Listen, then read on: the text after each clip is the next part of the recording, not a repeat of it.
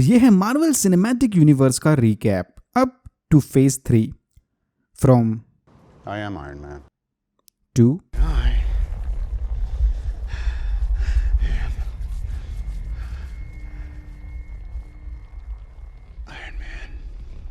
मैं इस वीडियो में सारी मूवीज का डिटेल नहीं बल्कि फास्ट फॉरवर्ड रिकैप करने वाला हूं, उतना ही जितना मुझे इंपॉर्टेंट लगा।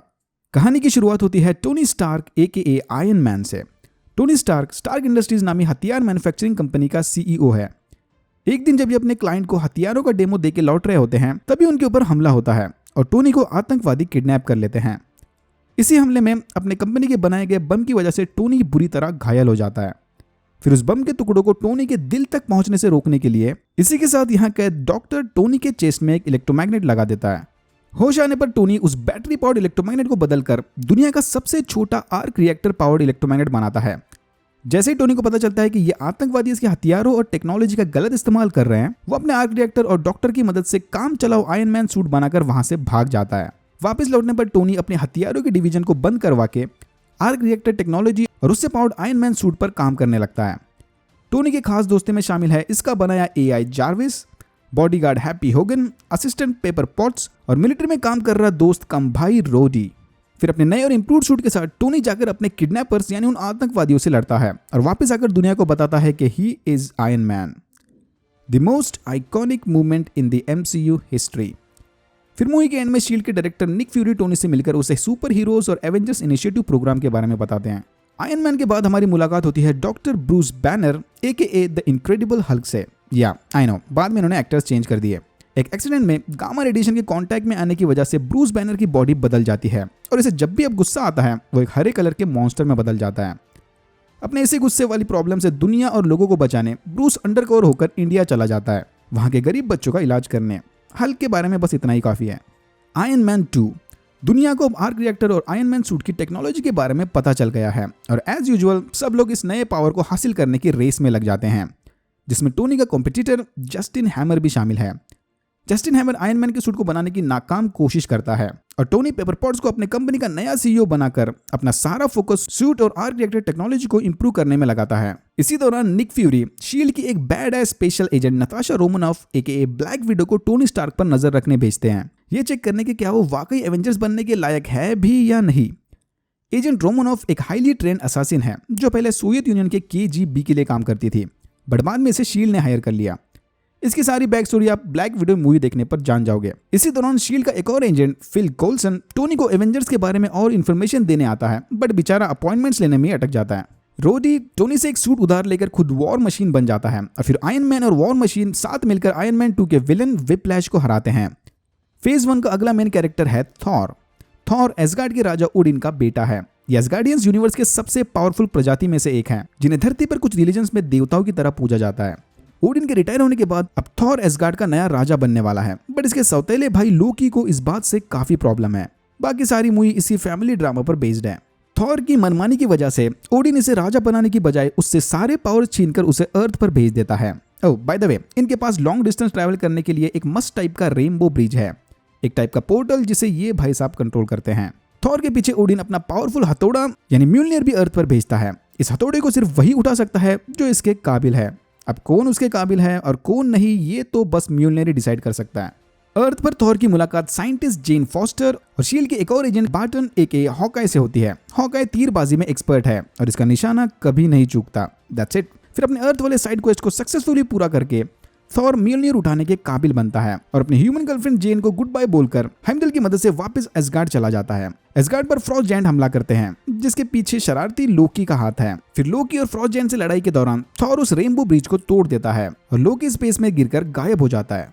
फेज 1 के लास्ट एवेंजर है Steve Rogers एकेए the captain America, जो टेक्निकली द फर्स्ट एवेंजर है। ये कहानी है 1940s के वर्ल्ड वॉर 2 के समय वाली। बार बार कोशिश करने के बावजूद भी दुबला पतला स्टीव रॉजर्स फिर से आर्मी भर्ती से रिजेक्ट किया जाता है, बट उसका बेस्ट फ्रेंड बकी बार्न्स इसमें सिलेक्ट हो जाता है। स्टीव की बॉडी तो कमजोर है, बट उसका हौसला काफी बुलंद है। इसके इसी हौसले और सेल्फलेसनेस से इंप्रेस होकर पेगी कार्टर और कुछ साइंटिस्ट इसे अपने रीबर्थ प्रोग्राम में शामिल करते हैं, जिसके चलते सुपर सोल्जर सीरम की मदद से दुबला पतला स्टीव अब फूल कर कैप्टन अमेरिका बन जाता है।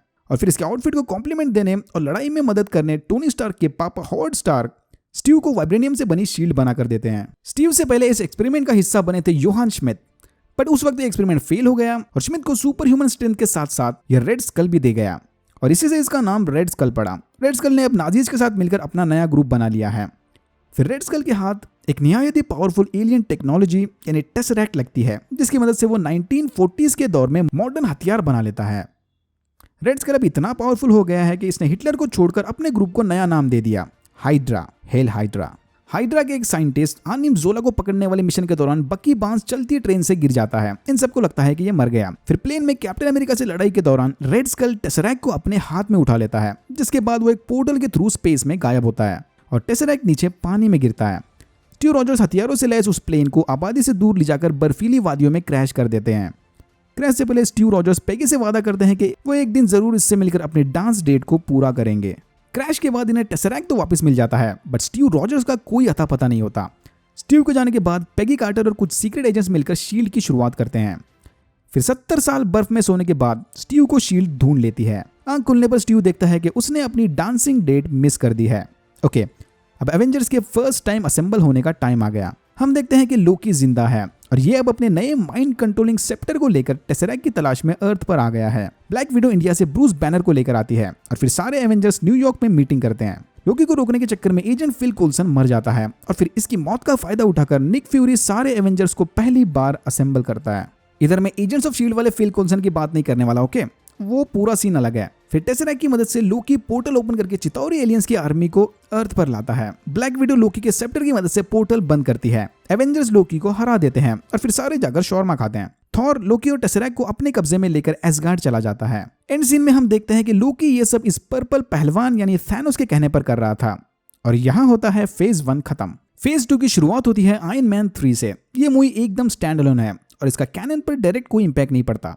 Full fan service. टोनी अपने खुद के कैरेक्टर और अपने अल्टर ईगो यानी आयरन मैन के बीच कंफ्यूज्ड है। उसे लगने लगा है कि धीरे धीरे ये सूट उस पर हावी हो रहा है। लोकी और उसकी एलियन आर्मी के साथ लड़ाई के बाद टोनी स्टार्क ने अब ढेर सारे आयरन मैन सूट्स बना लिए हैं ताकि अगर आगे ऐसा कुछ हो तो वो दुनिया को आसानी से बचा सके। बट पेपर को टोनी की इस ऑब्सेशन से काफी प्रॉब्लम्स हैं। इस मूवी में इन्होंने मैंडरीन और द 12 रिंग्स के कंसेप्ट को भी इंट्रोड्यूस किया था, बट बाद में सब फुस हो गया। होपफुली फ्यूचर में हम असली मैंडरीन को देखेंगे। आई नो कि किलियन ने कहा था कि वो रियल मैंडरीन है, बट आई डाउट इट। तो किलियन एक्सट्रीमिस्ट की मदद से सुपर पावरफुल बन जाता है। एक ऐसा ड्रग्स जो सुपर स्ट्रेंथ के साथ साथ आपके जख्म भी फटाफट भर देता है। इवन टूटे हुए हाथ पैर भी वापस आ सकते हैं। किलियन की स्टार्क से पुरानी दुश्मनी है, इसलिए वो इसे मारना चाहता है, बट एंड में पेपर पॉट्स एक्सट्रीमिस्ट की मदद से किलियन को मारकर टोनी की जान बचा लेती है। इसी मूवी के दौरान टोनी की मुलाकात इस जीनियस बच्चे से हुई थी जो तब सबको लगा था कि शायद आगे चल के आयरन मैन बनेगा। सबको मतलब एटलीस्ट मुझे तो लगा था। एनीवेज, टोनी फाइनली समझ जाता है कि सूट और no suit he is Iron Man and he always will be. फिर वो सारे सूट्स को डिस्ट्रॉय करने के बाद अपना ऑपरेशन करवाकर फाइनली बॉडी से बम के पार्ट्स निकाल देता है और आर्क रिएक्टर से छुटकारा पाता है। बाद में जितने भी उसने आर्क रिएक्टर पहने वो डिटैचेबल है। फिर उन्हीं टुकड़ों का नेकलेस बनाकर टोनी पेपर पॉट्स को प्रपोज करता है। Thor the Dark world, I this movie is bad, but इसी में हमने पहली बार इन्फिनिटी स्टोन्स के बारे में सुना था, पावरफुल ऑब्जेक्ट्स। डार्क एल्व्स की आर्मी ईथर नामी एक पावरफुल ऑब्जेक्ट इन्फिनिटी स्टोन की मदद से सब पर कब्जा करना चाहती है। काफी स्लो और बोरिंग से प्लॉट के बाद थॉर इन्हें रोक लेता है और ईथर को ले जाकर कलेक्टर के हवाले करता है। इसी लड़ाई के दौरान थॉर को लगता है कि लोकी मर गया, बट लोकी जिंदा है और अपने शेप शिफ्टिंग की पावर की मदद से ओडिन का भेस लेकर एसगार्ड पर राज कर रहा है। दूसरी कुछ इंपॉर्टेंट चीजें इसमें यह है कि थॉर जेन को अपनी फैमिली से मिलवाने एसगार्ड लेके जाता है और लड़ाई के दौरान थॉर की मम्मी फ्रीगा की मौत हो जाती है। जहां Thor the Dark World worst MCU movie है, वहीं Captain America the Winter Soldier best MCU movie है। Yes, I just said it. Nick Fury को लगने लगा है कि शील्ड अब कॉम्प्रोमाइज हो गई है और इसीलिए इसकी जांच करने वो सीक्रेटली नताशा रोमानोफ को भेजता है। इससे पहले कि फ्यूरी कुछ पता लगाए, विंटर सोल्जर उसे मार देता है। फिर स्टीव रॉजर्स, रोमानोफ और उनका नया पार्टनर फाल्कन मिलकर विंटर सोल्जर और शील्ड के सीक्रेट प्लान्स के बारे में रिसर्च करने लगते हैं। इसी दौरान इन्हें शील्ड के एक सीक्रेट अड्डे पर आनिम जोला का डिजिटल वर्जन मिलता है जो इन्हें बताता है कि वर्ल्ड वॉर 2 के बाद इन लोगों ने शील्ड के अंदर ही हाइड्रा की सीक्रेट सोसाइटी बना ली थी और अब धीरे धीरे हाइड्रा ने अंदर से शील्ड पर कब्जा कर लिया है। यहाँ इन्हें यह भी पता चलता है कि टोनी स्टार्क के फैमिली की मौत के पीछे भी हाइड्रा का हाथ था, Winter Soldier to be more precise. Winter Soldier कोई और नहीं बल्कि स्टीव रॉजर्स का पुराना दोस्त बकी बार्न्स है, जिसे ट्रेन से गिरने के बाद हाइड्रा ने उठा लिया था और इसका माइंड वॉश करके इसे भी सुपर सोल्जर बना दिया। ओह बाय द वे, इसका एक हाथ मेटल का है। फ्यूरी जिंदा है। फिर ये और रोमनॉफ हाइड्रा ऑपरेट शील्ड के डायरेक्टर को मार के इनकी सच्चाई सारी दुनिया के सामने लाते हैं। इस डेटा के साथ रोमनॉफ की सीक्रेट आइडेंटिटी भी पब्लिक होती है। मतलब अब इसे भी निक फ्यूरी की तरह ही अंडरग्राउंड जिंदगी जीनी पड़ेगी। Captain America versus winter soldier वाली लड़ाई में स्टीव रॉजर्स अपने दोस्त बकी बार्न्स पर हाथ नहीं उठाना चाहता। फिर बकी बार्न्स इसकी बुरी तरह से पिटाई करने के बाद प्लेन क्रैश से इसकी जान बचाकर वहां से चला जाता है। लगता है अब धीरे धीरे इसकी मेमोरीज वापस आने लगी हैं। फिर हमारी मुलाकात होती है गार्डियंस ऑफ द गैलेक्सी से, फेज 2 की सबसे फन मूवी। इनमें शामिल है Peter Quill aka the Star Lord, Thanos की गोद ली बेटी Gamora, Groot the tree, Rocket Raccoon और ड्रैक्स द डिस्ट्रॉयर। पीटर जब छोटा था तब उसकी मां की मौत के बाद योंडू नाम के एक एलियन ने इसे किडनैप कर लिया था। बस तब से पीटर ने अपनी सारी जिंदगी अर्थ से दूर इनके साथ स्पेस में भटकते हुए गुजारी है। इस मूवी में ऑफिशियली हमें सारे इन्फिनिटी स्टोन्स के बारे में पता चलता है। तो थैनोस ने पावर स्टोन को ढूंढने रोनन के साथ अपनी 2 बेटियों यानी गमोरा और नेबुला को भेजा था। बट बाद में गमोरा पार्टी बदलकर गार्डियंस ऑफ द गैलेक्सी का हिस्सा बन जाती है और स्टार लॉर्ड डांस बैटल में रोनन को हराकर पावर स्टोन को जेंडर प्लैनेट पर सुरक्षित कर देता है। इसी दौरान अपनी टीम की जान बचाने ग्रूट कुर्बानी देता है। बट ये लोग इसके टुकड़े को यूज करके फिर से एक नया बेबी ग्रूट उगा लेते हैं। एवेंजर्स एज ऑफ अल्ट्रॉन सबसे ओकेश एवेंजर्स मूवी। एवेंजर्स को पता चलता है कि हाइड्रा के कुछ मेंबर्स लोकी के सेप्टर को यूज करके इंसानों पर एक्सपेरिमेंट्स कर रहे हैं। फिर सारे जाकर हाइड्रा के सीक्रेट बेस पर हमला कर देते हैं, जहां इनकी मुलाकात क्विक सिल्वर और वांडा से होती है। क्विक सिल्वर फास्ट है तो वांडा जादूगरनी है। आई मीन केओस, मैजिक, जादू सब एक ही चीज है। ये दोनों के पेरेंट्स स्टार्क इंडस्ट्रीज के बम की वजह से मारे गए थे, तो इनकी टोनी स्टार्क के साथ पर्सनल दुश्मनी है। फिर टोनी और ब्रूस लोकी के सेप्टर में लगे इन्फिनिटी स्टोन की टेक्नोलॉजी को यूज करके नया और पावरफुल एआई बनाते हैं, अल्ट्रॉन। अल्ट्रॉन जार्विस को मार देता है, आई मीन डिलीट करता है। फिर अल्ट्रॉन रोबोट्स की आर्मी बनाकर दुनिया का खात्मा करने निकल पड़ता है। तो टोनी ने अल्ट्रॉन को बनाया था दुनिया की रक्षा करने, बट अल्ट्रॉन को लगता है कि दुनिया को सबसे बड़ा खतरा तो इंसानों से है। मतलब इंसानों को मार दो, रोबोट से रिप्लेस कर दो, प्रॉब्लम सॉल्व। थॉर आकर इन्हें लोकी के सेप्टर में लगे माइंड स्टोन के बारे में बताता है। फिर इस इन्फिनिटी स्टोन की मदद से अल्ट्रॉन से लड़ने टोनी स्टार्क विजन को बनाता है, जो बेसिकली जार्विस का चलता फिरता वर्जन है, जिसकी बॉडी सिंथेटिक वाइब्रेनियम से बनी है। अल्ट्रॉन की आर्मी से लड़ाई के दौरान क्विक सिल्वर बार्टन की जान बचाने अपनी कुर्बानी दे देता है और फिर गुस्से में आकर वांडा अल्ट्रॉन की मेन बॉडी से उसका मेटालिक दिल निकाल लेती है। यस, धीरे धीरे इन दोनों को समझ गया था कि अच्छे लोग कौन है और बुरे लोग कौन है, और बाद में एवेंजर्स के साइड आ गए थे। Long story. एवेंजर्स फिर से एक बार दुनिया को बचाने एक और सिटी की बैंड बजा देते हैं। आई मीन चलता है यार। तो हल्क बीच में वांडा के वश में आकर बेकाबू हो गया था। हल्क वर्सेस हल्क बस्टर वाले सीन की बात कर रहा हूं मैं। फिर हल्क अपने गुस्से से नताशा और दुनिया वालों को दूर रखने एक क्वीन जेट में बैठकर वहां से चला जाता है। कैप्टन अमेरिका और ब्लैक विडो शील्ड के नए बेस में Wanda aka Scarlet Witch, Falcon, War Machine और विजन के साथ मिलकर एवेंजर्स की नई टीम बनाते हैं। एंड सीन में हम देखते हैं कि थैनोस इन्फिनिटी गॉन्टलेट पहनकर अब खुद इन्फिनिटी स्टोन्स को ढूंढने निकलता है। फेज 2 की आखिरी मूवी है एंटमैन। हैंक पिम, जो कि किसी जमाने में शील्ड के लिए काम करता था, अपनी टेक्नोलॉजी को यूज करके ऐसा पार्टिकल बनाता है जिसकी वजह से आप चीजों को बड़ा या छोटा कर सकते हो। जैसे ही हैंक को पता चलता है कि शील्ड हॉवर्ड स्टार की मदद से इसके पिम पार्टिकल को रिप्लिकेट करने की कोशिश कर रहा है, वो फौरन रेजिग्नेशन देकर शील्ड को छोड़ देता है। प्रेजेंट टाइम में जेल से हाल ही में छूटा हुआ स्कॉट लैंग पैसा कमाने के चक्कर में फिर से चोरी करता है और हैंक पिम का सूट चुराकर एंटमैन बन जाता है। जैसे ही हैंक को पता चलता है कि प्रेजेंट टाइम में कोई और भी है जो इसकी टेक्नोलॉजी को रेप्लिकेट करके हाइड्रा को बेचना चाहता है, वो फौरन अपने बेटे के साथ मिलकर स्कॉट लैंग की ट्रेनिंग शुरू करता है। सूट को यूज करने से पहले हैंक इसे चेतावनी देता है कि छोटा होते वक्त जरा ध्यान रखना, क्योंकि हैंक की बीवी ऐसे ही छोटा होते होते अपना कंट्रोल खोकर क्वांटम रैम का पार्ट बन गई। स्कॉट मूवी के विलन यानी येलो जैकेट को हरा देता है और लड़ाई के दौरान खुद भी एक बार क्वांटम रियम जाकर वापस आता है। ये देखकर हैंक को लगता है कि शायद इसका मतलब इसकी बीवी भी क्वांटम रियम में जिंदा हो सकती है। एंड सीन में हम सिविल वॉर का टीजर देखते हैं और यहाँ होता है फेज 2 खत्म। फेज 3 में भर भर के मूवीज हैं, बट ज्यादातर न्यू कैरेक्टर इंट्रोडक्शन वाले। मतलब यहाँ से हम थोड़ी तेज स्पीड पकड़ने वाले हैं। Captain America Civil War. ये दुनिया को बचाते हुए एवेंजर्स की मनमानी से अब गवर्नमेंट तंग आ चुकी है। फिर यूएन डिसाइड करते हैं कि वो सारे एवेंजर्स का रिकॉर्ड रखेगी, उनके सुपर हीरो पावर्स और उनके सीक्रेट आइडेंटिटी के साथ, ताकि अगर फिर से कोई एवेंजर की गलती की वजह से बिल्डिंग या शहर तबाह हो जाए तो उनके पास उसे जिम्मेदार ठहराने के लिए कोई नाम हो। इस बिल को नाम दिया गया है the Sokovia Accords. Tony Stark इस बिल के पूरी तरह से सपोर्ट में है, बट कैप्टन अमेरिका इस बिल के सख्त खिलाफ होता है।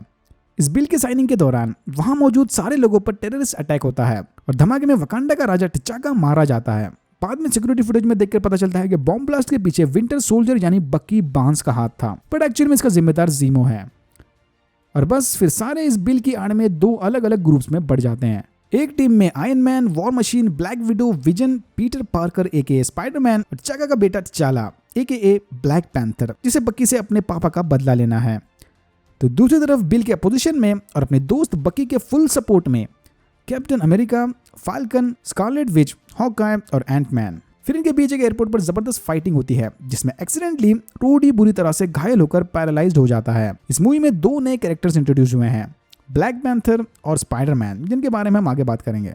तो ज़ीमो ये सब कर रहा है क्योंकि सुकोई हादसे में ये भी अपनी फैमिली खो चुका है। उसे पता है कि वो एवेंजर से लड़के तो उन्हें हरा नहीं सकता, तो वो इनमें फूट डालकर डिवाइड एंड कॉन्कर वाली टेक्निक आजमाता है। फिर ज़ीमो स्टार को दिखाता है कि उसके पेरेंट्स की मौत का जिम्मेदार बकी बार्न्स है। स्टीव रॉजर्स अब भी अपने दोस्त बकी के फुल सपोर्ट में है और फिर इन तीनों के बीच जबरदस्त हैंड टू हैंड कॉम्बैक होता है जिसमें बग्गी और स्टीव जीत जाते हैं। बट जाते जाते टोनी स्टीव को उसके पापा की दी गई शील्ड वहीं छोड़ के जाने को कहता है क्योंकि वो अब इसके लायक नहीं। ब्लैक पैंथर ज़ीमो को जिंदा पकड़ लेता है और स्टीव और बकी के साथ वकांडा चला जाता है। टोनी स्टार्क अपने दोस्त रूडी के लिए एक्सोस्केलेटल सूट बनाकर उसकी चलने में मदद करता है। अब बस हम कैरेक्टर वाइज जाएंगे, ठीक है। डॉक्टर स्टीफन स्ट्रेंज एक कार एक्सीडेंट के बाद अपने सर्जन वाले हाथों को खो देते हैं मतलब इसके हाथ हैं बट उनमें वो सर्जन वाली स्टेबिलिटी नहीं है। ये अपने हाथों को ठीक करने के लिए किसी भी हद तक जाने के लिए तैयार है। फिर doctor strange the ancient one के अंदर ट्रेनिंग लेकर और द आई ऑफ अगमोटो की मदद से सोर्सरर सुप्रीम बन जाते हैं। ये आई ऑफ अगमोटो एक्चुअल में टाइम स्टोन है। Guardians of the Galaxy volume 2। Guardians को अब एक नई टीम मेंबर मिल गई है, मैंटिस, जो लोगों को छूने पर उनके दिमाग पर कंट्रोल करके उनके विचार पढ़ सकती है। मैंटिस ईगो नाम के एक सेलेस्टियल बीइंग यानी थॉर टाइप के भगवान की असिस्टेंट है। यहाँ स्टार लॉर्ड को पता चलता है कि ईगो उसके पापा हैं जो ऐसे ही हर प्लैनेट पर जाकर अपने बच्चे पैदा करते हैं। मतलब स्टार लॉर्ड भी आधा गॉड है, शायद इसीलिए पावर स्टोन को पकड़ने के बाद इसे कुछ नहीं हुआ। एनीवेज, पहले तो स्टार लॉर्ड अपने पापा का साथ देने तैयार हो जाता है बट जैसे ही इसे पता चलता है कि अपनी माँ के मरने के पीछे और इसकी किडनैपिंग के पीछे ईगो का हाथ है, वो फौरन इसके खिलाफ हो जाता है। तो योंडू ने ईगो के कहने पर क्विल को किडनैप किया था बट बाद में उसने ईगो को बिना बताए क्विल को गोद ले लिया। ये लोग फिलहाल ईगो के प्लैनेट पर हैं जो बेसिकली इसके बॉडी का ही पार्ट है। फिर रॉकेट ईगो के दिमाग को ढूंढकर उसमें बम लगाकर प्लैनेट समेत ईगो को उड़ा देता है और क्विल की जान बचाने योंडू अपनी जान की कुर्बानी देता है। सिविलियंस की लीडर आयशा गार्डियंस से लड़ने एडम को बनाती है। ये कौन है या क्या है कुछ पता नहीं। Spiderman Homecoming.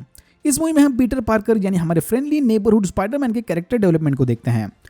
टोनी स्टार्क अपनी सूट की टेक्नोलॉजी से इसकी मदद करता है बट बाद में पीटर समझ जाता है कि टोनी की तरह ही सूट या no suit he is Spiderman. Oh, and Happy Hogan Peter की आंटी को पटा लेता है। स्टार्क में फादर फिगर देखने के बावजूद भी पीटर इसकी एवेंजर्स को ज्वाइन करने वाली इनविटेशन को ठुकरा देता है, ऐसे ही थोड़ा ड्रामा पैदा करने। सबको पता है बाद में भागते हुए आएगा। Thor Ragnarok, another celestial level family drama but ये वाला थोड़ा फन है thanks to Taika Waititi. Thor को एसगार्ड की नई भविष्यवाणी के बारे में पता चलता है। रैग्नारोक एक ऐसा तबाही भरा इवेंट जिसमें सर्टर यहाँ आकर एसगार्ड का खात्मा कर देगा। इसी चीज को रोकने थॉर एसगार्ड जाता है जहाँ भेस बदला लोकी ओडिन बनकर यहाँ पर राज कर रहा है। असली ओडिन अब रिटायरमेंट लेकर अपने आखिरी दिनों को जिन्हें अर्थ पर चला गया है। अर्थ पर जाकर थॉर और लोकी डॉक्टर स्ट्रेंज की मदद से अपने पापा को ढूंढ लेते हैं। यहाँ ओडिन ने बताता है कि वो अब मरने वाला है जिसके बाद इनकी पावरफुल बहन हेला आजाद हो जाएगी जिसे ओडिन ने कैद करके रखा था। फिर ओडिन अपने बच्चों को गुड बाय बोलकर हवा हो जाता है और हेला आजाद होती है। आजाद होते ही हेला थॉर का हैमर तोड़ देती है और फिर इन दोनों को स्पेस में फेंक जाकर एसगार्ड पर कब्जा कर लेती है। थॉर और लोकी जाकर सकार नामी प्लैनेट पर गिरते हैं जहां थॉर स्टैनली से नया हेयरकट करवाकर ग्लैडिएटर बन जाता है। लड़ाई के दौरान थॉर का सामना हल्क से होता है जो एज ऑफ अल्ट्रॉन के एंड में क्वीन जेट पर बैठकर यहाँ आया था और तब से ये ब्रूस बैनर में नहीं बदला है। फिर थॉर उस क्वीन जेट में मौजूद रोमनोफ की रिकॉर्डिंग की मदद से हल्क को शांत करवाकर बैनर में बदल देता है। यहाँ थॉर की मुलाकात वेल्करी से होती है जो प्राचीन एसगार्डियन योद्धा है। ये लोग किसी जमाने में हेला से लड़े थे। What a coincidence. Thor, Banner, Valkyrie और लोकी एसगार्ड जाकर हेला से लड़ते हैं। लड़ाई के दौरान थॉर की एक आंख फूट जाती है। थॉर को फाइनली रियलाइज होता है कि वो हथौड़े का देवता नहीं बल्कि बिजली का देवता है। फिर गॉड ऑफ थंडर अपने फुल थंडर पावर में आकर हेला की आर्मी से लड़ता है। थॉर समझ जाता है कि हेला को हराने का बस एक ही तरीका है, रैग्नारोक। बिल्कुल भविष्यवाणी की तरह ही थॉर सर्टर को आजाद कर देता है। सर्टर हेला समेत एसगार्ड का नामो निशान मिटाता है। समय रहते थॉर और इसके साथी बचे हुए एसगार्डियंस को शिप्स में ट्रांसफर करवा के वहां से चले जाते हैं। थोड़ा आगे जाते ही इनकी शिप्स को थैनोस रोक लेता है। Black panther. तो हम ऑलरेडी जानते हैं कि t'Challa एके ब्लैक पैंथर वकांडा का राजा है। वकांडा अफ्रीका में छुपे एक सीक्रेट कबीले का नाम है। सालों पहले यहाँ पर वाइब्रेनियम से बना एस्ट्रॉइड आके टकराया था। इसी वाइब्रेनियम और यहाँ पाए जाने वाले हर्ट शेप हब की मदद से वकांडा की टेक्नोलॉजी बाकी दुनिया से काफी आगे निकल गई। अपनी टेक्नोलॉजी को बचाने के लिए इन्होंने वकांडा का वजूद सारी दुनिया से छुपाए रखा था। मतलब कैप्टन अमेरिका की शील्ड और विजन की बॉडी वाला वाइब्रेनियम यहीं से आया था। t'Challa की जीनियस बहन शूरी इसके लिए नया शॉक एब्जॉर्बिंग ब्लैक पैंथर का सूट बनाती है। ब्लैक पैंथर को उसके सुपरह्यूमन स्ट्रेंथ इनके यहाँ मौजूद इसी हर्ट शेप हब की मदद से मिले थे। बाद में t'Challa फाइनली बाहर की दुनिया के लिए भी वकांडा के दरवाजे खोल देता है। Avengers Infinity War. एसगार्डियंस के शिप पर हमला करने के बाद थैनोस हल्क और थॉर की खूब पिटाई करता है। और फिर लोकी और हाइमडल को मारकर उनसे टेसरैक्ट में छुपा स्पेस स्टोन ले लेता है। मरने से पहले हाइमडल हल्क को अर्थ पर डॉक्टर स्ट्रेंज के पास भेजता है। हल्क जो डॉक्टर स्ट्रेंज के सैंक्टम पर क्रैश होने के बाद अब ब्रूस बैनर बन गया है, स्ट्रेंज को थैनोस के बारे में चेतावनी देता है। तो थैनोस का प्लान ये है कि इन्फिनिटी स्टोन्स को जमा करके उनके कंबाइंड पावर के जरिए चुटकी बजाकर सारे ब्रह्मांड की आधी पॉपुलेशन को खत्म करना, ताकि बची हुई आधी पॉपुलेशन अच्छे से रहे।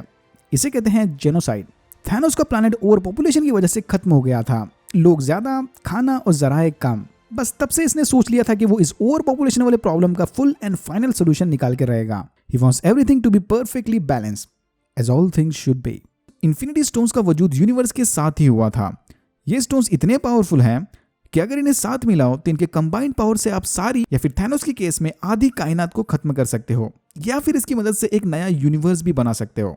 बट ऐसे कोई भी इनके पावर्स को कंट्रोल नहीं कर सकता। सिर्फ सेलेस्टियल्स या गॉड लाइक बीइंग्स इन्हें बिना किसी साइड इफेक्ट के साथ इस्तेमाल कर सकते हैं। थैनोस मो और अपने कुछ साथियों को धरती पर टाइम और माइंड स्टोन लेने भेजता है और खुद रियलिटी स्टोन लेने कलेक्टर के पास जाता है। मो डॉक्टर स्ट्रेंज को अपने साथ किडनैप करके लेके जाता है। चुपके से टोनी स्टार्क और स्पाइडरमैन भी इसकी शिप में घुस जाते हैं। स्पाइडरमैन को अब नैनो टेक्नोलॉजी वाला नया सूट मिल गया है, आयरन स्पाइडर। फिर ये दोनों मॉ को मारकर डॉक्टर स्ट्रेंज को बचा लेते हैं और थैनोस से मिलने उसके प्लैनेट टाइटन पर जाते हैं। ब्रूस बैनर स्टीव रॉजर्स को कांटेक्ट करता है। फिर ये सारे विजन समेत वकांडा जाते हैं। इनका प्लान है थैनोस के आने से पहले शूरी की मदद से विजन के सर से माइंड स्टोन को निकालकर तबाह कर देना। यहाँ बैनर हल्क बनने की काफी कोशिश करता है, बट हल्क बाहर आने को तैयार नहीं। फिर बैनर टोनी स्टार्क के हल्क बस्टर सूट की मदद से लड़ाई में हिस्सा लेता है। एक डिस्ट्रेस सिग्नल को फॉलो करते वक्त गार्डियंस ऑफ गैलेक्सी को स्पेस में भटकता थॉर मिलता है। फिर ये सब मिलकर रियलिटी स्टोन को लेने कलेक्टर के पास जाते हैं। इन्हें यहाँ आने में देर हो गई। थैनोस ने ऑलरेडी रियलिटी स्टोन ले लिया और अब ये गमोरा को अपने साथ लेकर सोल स्टोन लेने जाता है। तो गमोरा को पता है कि सोल स्टोन कहाँ है और इसने अपनी बहन नेबुला को टॉर्चर से बचाने की खातिर थैनोस को सोल स्टोन का पता बता दिया। यहाँ रेड स्कल सोल स्टोन का गाइड बनकर बैठा है, तो इधर भेजा था कि इसको टेसरैक्ट ने। रेड स्कल थैनोस को बताता है कि अगर सोल स्टोन चाहिए तो उसे अपने लव्ड वन की कुर्बानी देनी पड़ेगी। फिर थैनोस गमोरा की कुर्बानी देकर सोल स्टोन हासिल कर लेता है। क्विल, ड्रैक्स और मैंटिस टाइटन पर जाकर आयरन मैन, डॉक्टर स्ट्रेंज और स्पाइडरमैन से मिलते हैं, जहां पर ये लोग थैनोस को पकड़ने का प्लान बनाते हैं। डॉक्टर स्ट्रेंज अपने टाइम सूट को यूज करके थैनोस को हराने के तरीके ढूंढता है। 14,605,000 में से सिर्फ एक ही तरीका है जो थैनोस को हरा देगा। फिर यहाँ पर थैनोस आकर इन्हें जेनोसाइड पर ज्ञान देता है। मैंटिस की पावर को यूज करके ये लोग सक्सेसफुली थैनोस को पकड़ लेते हैं, बट फिर नेबुला समझ जाती है कि थैनोस इधर गमोरा की कुर्बानी देकर आया है। बस फिर क्या था, इससे पहले कि ये लोग थैनोस के हाथ से इन्फिनिटी गॉन्टलेट निकाल दें, क्विल गुस्से में थैनोस की पिटाई करने लगता है और थैनोस इनकी पकड़ से छूट जाता है। फिर थैनोस सबकी पिटाई करके ऑलमोस्ट आयरन मैन को मारने ही वाला था कि तभी डॉक्टर स्ट्रेंज वॉलंटरी अपना टाइम स्टोन निकालकर थैनोस के हवाले करता है। थैनोस ने ऑलरेडी पावर स्टोन ले लिया था, मतलब अब बस इसके पास माइंड स्टोन की कमी है। थॉर, रॉकेट और ग्रूट निडवलेयर में टीरियन लैनिस्टर से मिलने जाते हैं। इसी ने थैनोस के लिए वो इन्फिनिटी गॉन्टलेट बनाया था। फिर यहाँ से थैनोस को मारने वाला स्टॉर्म ब्रेकर लेकर थॉर, ग्रूट और रॉकेट वकांडा जाते हैं। यस, ये नए हथौड़े में वो रेनबो ब्रिज इनबिल्ट है। यहाँ थैनोस की आर्मी ने ऑलरेडी हमला कर दिया है। थॉर यहाँ हीरोइक एंट्री मारकर फुल ऑन हवा करता है। कभी नहीं भूलने वाला भाई ये सीन। शूरी विजन के सर से माइंड स्टोन को समय रहते निकालने में नाकाम होती है और फिर थैनोस टाइम स्टोन की मदद से विजन को मारकर माइंड स्टोन ले लेता है। थॉर उड़ते हुए आकर स्टॉर्म ब्रेकर से थैनोस की छाती चीर देता है, but he should have gone for the head. Thanos छुटकी बजाकर आधे ब्रह्मांड की पॉपुलेशन को खत्म कर देता है। Nebula, Tony Stark, Thor, Steve, Romanoff, Rhodey, Rocket और ब्रूस बैनर जिंदा बचते हैं। बाकी सारे एवेंजर्स धूल बनकर उड़ जाते हैं। आधे ब्रह्मांड का खात्मा करके थैनोस मस्त अपने फार्म हाउस पर जाकर रिटायरमेंट लेता है। फिर हम देखते हैं कि मरने से पहले निक फ्यूरी कैप्टन मार्वल को कांटेक्ट करता है। कैप्टन मार्वल होती है the strongest Avenger. Just kidding, Wanda is the strongest Avenger. Captain Marvel को इसके पावर्स टेसरैक्ट यानी स्पेस स्टोन की मदद से मिले थे। इसमें सुपर ह्यूमन एबिलिटीज हैं और ये अपने हाथों से फोटोन एनर्जी के ब्लास्ट फेंक सकती है। She is pretty strong but not the strongest. ये कहानी है 1995 की। इस वाले मूवी में हमें पता चलता है कि फ्यूरी को उसका आइकॉनिक घाव कैसे मिला। गूज द एलियन कैट की देन है ये। खोदा पहाड़ और निकली बिल्ली। इसका मैक्सिमम प्लॉट स्क्रल्स वर्सेस क्री के दो अलग एलियन प्रजाति के बीच चले वॉर पर फोकस करता है। इसी के चलते कैप्टन मार्वल अर्थ पर आकर फ्यूरी से मिलती है। स्क्रल्स को बचाकर वापस जाते समय कैप्टन मार्वल फ्यूरी को ये इंटरगैलेक्टिक पेजर देती है, जिसे फ्यूरी ने इतने सालों बाद इन्फिनिटी वॉर के एंड में यूज किया था। Oh by the way, Avengers Initiative को एवेंजर्स का नाम भी कैप्टन मार्वल के कोड नेम की वजह से ही मिला था। इनिशियली इस प्रोग्राम का नाम प्रोटेक्टर इनिशिएटिव था। 2018 में फ्यूरी के भेजे सिग्नल को ट्रैक करते हुए कैप्टन मार्वल बच्चे कुछ एवेंजर्स से मिलती है। लगता है हमेशा जवान रहना भी इसके सुपर पावर्स में से ही एक है। Antman and the Wasp. Scott Lang और पिम की बेटी होप ने अब टीम अप कर लिया है, hence the name Antman and the Wasp. Hank Pym quantum realm में जाकर अपनी बीवी को वापस लेकर आता है। स्कॉट अपने वैन में लगी क्वांटम टनल की मदद से क्वांटम रियम में थोड़े पार्टिकल्स इकट्ठा करने गया होता है। बाहर हैंक परिवार इस पर नजर रखे हुए है। इससे पहले कि ये लोग स्कॉट को क्वांटम रियम से बाहर निकालें, थैनोस चुटकी बजाता है और ये सारे धूल बनकर उड़ते हैं। स्कॉट अंदर ही क्वांटम रियम में अटक जाता है। Okay folks, we are in the end game now. Captain Marvel space में भटक रहे टोनी स्टार्क और नेबुला के शिप को ढूंढकर उन्हें वापस अर्थ पर लेकर आती है। फिर साथ मिलकर एनर्जी सिग्नल की मदद से थैनोस को ढूंढ लेते हैं। यह थैनोस इन्हें बताता है कि उसने ऑलरेडी सारे इन्फिनिटी स्टोन्स को सेल्फ डिस्ट्रक्ट कर दिया है, मतलब ये चाहकर भी कुछ बदल नहीं सकते। ये सुनते ही थॉर गुस्से में आकर थैनोस का सर उड़ा देता है। Finally he went for the head.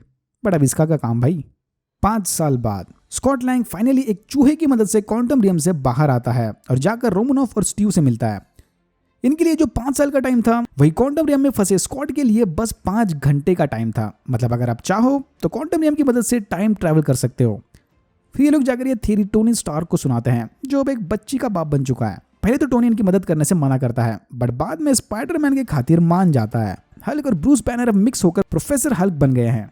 फिर प्रोफेसर हल्क धरती पर बसे नए एसगार्ड जाकर थॉर को लाता है, जो थैनोस से हार और अपने ब्रेकअप की वजह से डिप्रेशन में दारू पी पी कर ऐसा हो गया है। रोमनॉफ टोक्यो जाकर बार्टन को लाती है, जो अपनी फैमिली को खोने के बाद नए मिशन पर निकला था। सारे मिलकर एवेंजर्स के हेडक्वार्टर्स में इकट्ठा होते हैं। दुनिया को बचाने टोनी और स्टीव फिर से दोस्त बन जाते हैं और टोनी कैप्टन अमेरिका को उसकी शील्ड वापस दे देता है। टोनी और प्रोफेसर हल्क स्कॉटलैंड के दिए पिम पार्टिकल की मदद से टाइम मशीन बनाते हैं ताकि ये पास्ट में जाकर इन्फिनिटी स्टोन्स को ला सके और सब कुछ रिवर्स कर सके।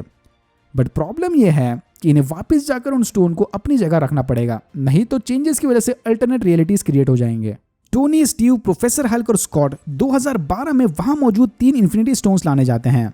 हल्क एंशिएंट वन से जाकर टाइम स्टोन लेता है, तो स्टीव हाइड्रा को फंसाकर लोकी का सेप्टर यानी माइंड स्टोन लेता है। टोनी और स्कॉट का टेसरैक्ट को चुराने वाला प्लान फेल हो जाता है और लोकी टेसरैक्ट लेकर वहां से गायब होता है। लोकी टीवी शो की तैयारी भाई। अपने इस फेल मिशन के बाद स्टीव और टोनी 1970 में जाकर वहां से टेसरैक्ट चुरा लेते हैं और आते आते अपने साथ पिम पार्टिकल के एक्स्ट्रा कंटेनर्स भी लाते हैं ताकि वो वापस प्रेजेंट में ट्रैवल कर सकें। टोनी फाइनली अपने पापा से मिलकर उन्हें गले लगाकर गुड बाय बोलता है। थॉर और रॉकेट ईथर यानी रियलिटी स्टोन को लेने 2013 वाले एसगार्ड जाते हैं। यहाँ थॉर अपनी मम्मी को गुड बाय बोलकर अपने साथ 2013 वाला म्यूलनियर लेकर आता है। रोडी और नेबुला 2014 में जाकर पावर स्टोन को चुरा लेते हैं। रोडी तो वापस आ जाता है बट नेबुला वहीं अटक जाती है। फिर सेम टाइम में मौजूद 2 नेबुलास के बीच क्रॉस कनेक्शन होता है, जिसकी वजह से थैनोस अपने फ्यूचर को देखता है कि कैसे उसका प्लान कामयाब होने के बावजूद भी फेल होने जा रहा है। फिर थैनोस फ्यूचर की अच्छी वाली नेबुला को किडनैप करके उसकी जगह 2014 वाली बुरी नेबुला को भेजता है। सोल स्टोन के खातिर नताशा रोमनॉफ अपनी कुर्बानी दे देती है और क्लिंट बार्टन सोल स्टोन लेकर सबके साथ समय रहते वापस प्रेजेंट टाइम में आता है। प्रोफेसर हल्क टोनी स्टार्क के बनाए इन्फिनिटी गॉन्टलेट की मदद से चुटकी बजाकर सब कुछ फिर से ठीक कर देता है। दूसरी तरफ बैड नेबुला इनके टाइम मशीन को हैक करके थैनोस और उसकी आर्मी को 2014 से प्रेजेंट टाइम में लेकर आती है। थैनोस अब प्लान बनाता है कि इस बार वो 50% नहीं बल्कि 100% पॉपुलेशन को मिटाकर फिर से एक नई यूनिवर्स बनाएगा ताकि किसी को याद ही ना रहे कि क्या हुआ था। टोनी स्टार्क, कैप्टन अमेरिका और थॉर थैनोस से लड़ने की कोशिश करते हैं बट थैनोस इन तीनों पर भारी पड़ने लगता है। फिर एक आइकॉनिक मोमेंट में कैप्टन अमेरिका म्यूलनियर उठाकर शील्ड प्लस हैमर वाले बैडएस कॉम्बो के साथ थैनोस से लड़ता है। थैनोस एक एक करके तीनों को हरा देता है कि तभी अचानक डॉक्टर स्ट्रेंज पोर्टल्स खोलकर सारे एवेंजर्स, नए मेंबर्स, सोर्सरर्स और वकांडा की आर्मी को लड़ाई में उतारता है। समय रहते कैप्टन मार्वल भी लड़ाई को ज्वाइन करती है बट फिर किसी तरह थैनोस के हाथ टोनी स्टार्क का बनाया इन्फिनिटी गॉन्टलेट लगता है। इससे पहले कि थैनोस फिर से चुटकी बजाए, आयरन मैन जाकर उससे इन्फिनिटी स्टोन्स छीन लेता है और यह आइकॉनिक डायलॉग मारकर थैनोस समेत उसकी सारी आर्मी का नामो निशान मिटा देता है। बस यही वो एक तरीका था थैनोस को हराने का और इसीलिए इन्फिनिटी वॉर के एंड में डॉक्टर स्ट्रेंज ने बेझिझक टाइम स्टोन थैनोस को दे दिया था। टोनी अपनी जान की कुर्बानी देकर सिंगल हैंडेडली सारे यूनिवर्स को बचा लेता है। फिर थॉर एसगार्ड को वैल्करी के हवाले करके गार्डियंस ऑफ गैलेक्सी को ज्वाइन करता है। गमोरा कंफ्यूज होकर वहां से चली जाती है। स्टीव रॉजर्स सारे इन्फिनिटी स्टोन्स और म्यूलनियर को वापस रखने के बाद खुद भी पेगी कार्टर के साथ पास्ट में रुक जाता है और वादे के मुताबिक अपनी डांस डेट अटेंड करता है। प्रेजेंट टाइम में बूढ़ा स्टीव रॉजर्स अपनी शील्ड फाल्कन के हवाले करके उसे नया कैप्टन अमेरिका बनाता है। फेज 3 की अगली और आखिरी फिल्म है स्पाइडरमैन फार फ्रॉम होम। इस मूवी में हम टोनी स्टार्क के सैक्रिफाइस की बाद वाली दुनिया देखते हैं। सब इधर बस इसी के चर्चे हैं।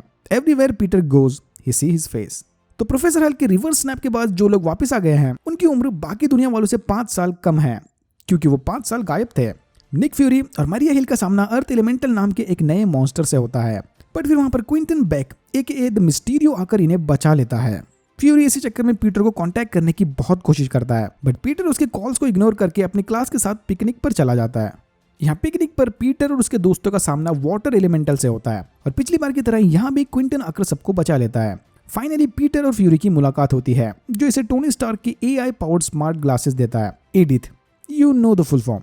एडिथ की मदद से पीटर स्टार्क इंडस्ट्रीज की सारी टेक्नोलॉजी, वेपन्स और डेटाबेस को एक्सेस कर सकता है। फिर मिस्टीरियो ने अल्टरनेट यूनिवर्स वाली पट्टी पढ़ाकर फंसाता है और पीटर का भरोसा जीत लेता है। पीटर इसमें नए टोनी स्टार्क को देखता है और इस पर भरोसा करके एडिथ ग्लासेस इसके हवाले कर देता है। फिर हम देखते हैं कि क्विंटन एक फ्रॉड सुपर हीरो है जो किसी जमाने में स्टार्क इंडस्ट्री के होलोग्राफिक डिवीजन में काम करता था, जिसे बाद में स्टार्क ने फायर कर दिया था।